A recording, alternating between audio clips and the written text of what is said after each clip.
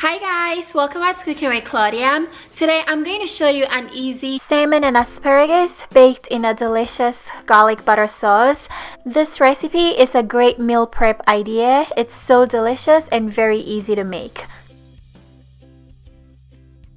Alright guys, we're going to start by grabbing a large baking pan.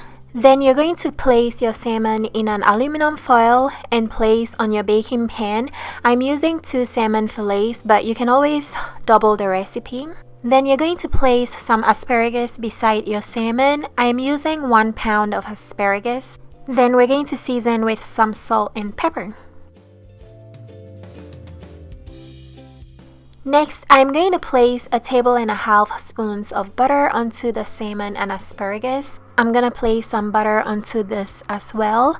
Then we're going to set these aside for later. Then we're going to put together the sauce. And this sauce goes so well with the salmon and asparagus. We're going to start with 4 cloves of minced garlic, 2 tablespoons of lemon juice, 2 tablespoons of chicken broth, and 1 tablespoon of sweet chili paste.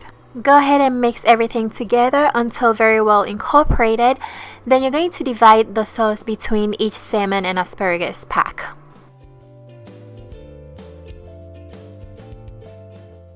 Next, you're going to entirely cover your salmon and asparagus with the foil and fold them into packs just like I'm doing.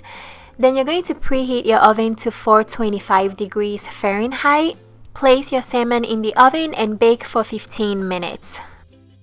Now this part is optional, but after your salmon has baked for 10 minutes, you can take them out and unfold the foil.